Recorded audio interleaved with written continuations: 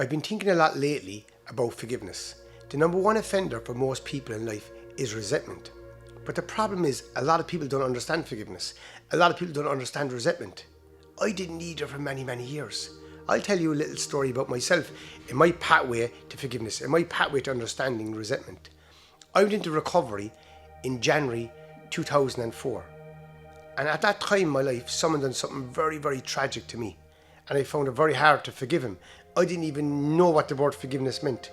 I didn't know what resentment meant. All I knew was anger. All I knew was rage. All I knew was revenge. I went into a meeting one night. I didn't share about the specific person because it was very personal to me. But I shared about an experience I was having, and there was rage, there was anger. A gentleman came up to me after the meeting and said, Paul, can I have a word with you? I said, of course you can. It was not that situation you're talking about. You're going to need to pray for that situation. I goes, pray? Because I want to kill him. He goes, Paul, you can't. And I go, I nearly attacked the man, and I didn't want to talk to him. But over the course of the next few months, unknowns to myself, I started hearing people speaking about all this kind of praying for somebody, leaving people go, is not worth it. Then I said one day, you know what? I've been through enough pain. I went on my knees, I said a prayer for this person. And you know what? I got a bit of relief. Just a small bit. Then over the next few months, I started understanding more about how all this works. Then I started praying for more things in my life. And I was amazed at what started happening. You have to have an open mind now for all this, if you're hearing this for the first time. But try what I'm saying. Then a bit of time passed. The same man came back to me. Very calming man. I said, no, that situation now, you're going to need now to find love for that person. I said, love? Even hearing the word love. I said, what? Again, I didn't understand. I didn't understand what love was. And that's what happens to a lot of people. They don't understand what forgiveness is. They don't understand what anger is. They don't understand what resentment is. And so how do you deal with this? First, you got to forgive yourself. That's the key. What we do at retreats, we do 4 to 5 day retreats. One of the most important time at a retreat is the second night. We get there on a Thursday, it's Friday night. So what we do is get out a bit of paper, and I trust what I'm saying here, please. This will make a huge change in your life. Write down all the people who've done wrong to you in your life. Because the truth is this, there's probably 3 or 4 people or 3 or 4 situations that's done something to you that you can't forgive. You go through your whole life with these people, with the burden of this. And you know what? It weighs you down. If you could scan your body, if I bring up one name to you, let's say it's Peter, and Peter done something wrong to you when you were younger. Maybe he bullied you. Straight away, if you could see all the cells of your body and all the negativity, what it does to your body.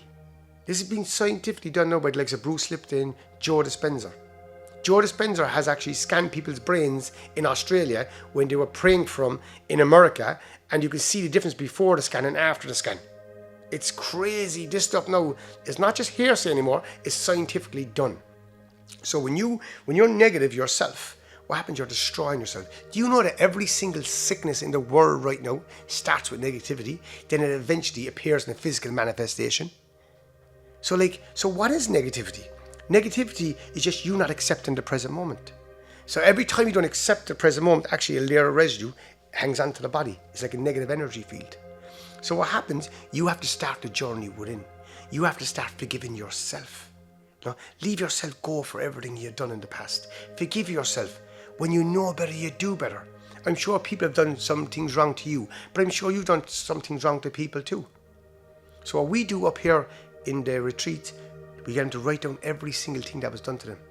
And you'll be amazed. The tears that come up is the most challenging part of the retreat. Some people walk out of the room. I'll tell you a little story. A very good friend of mine, and his name is Jerry.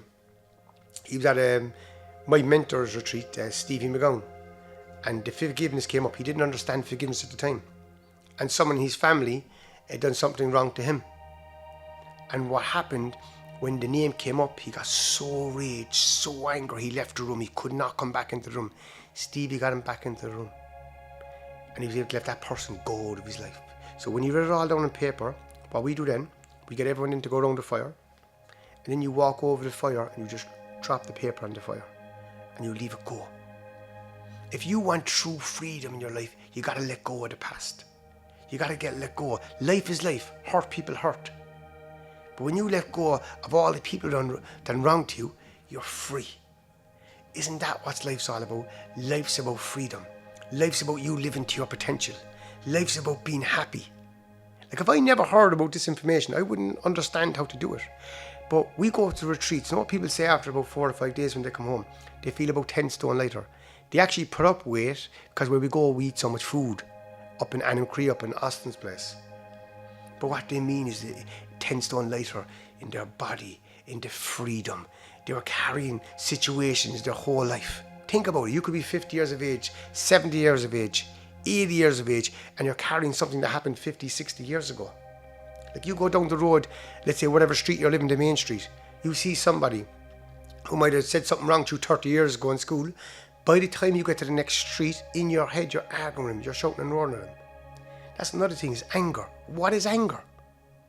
Do you know if you shout and roar at someone going down the road, if he broke a red light, you know if that person, male or female, brings that anger home and starts shouting at their kids on the back of what you've done, you know that anger has to come back to you in the form of a window broken, losing a job, getting a puncture. See, there's universal laws. Abraham Hicks wrote a whole book on it. Asking is given. Whatever you put out has to come back.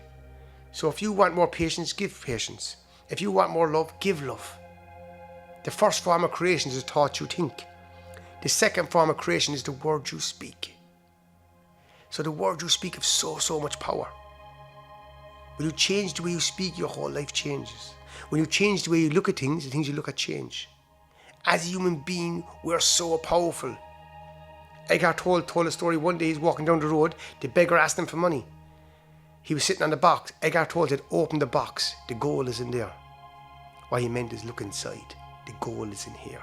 So when you start taking that journey in home and you start to forgive yourself, then you'll start to love yourself. Do you know that 90% of the world's population can't look at the mirror and say, I love myself?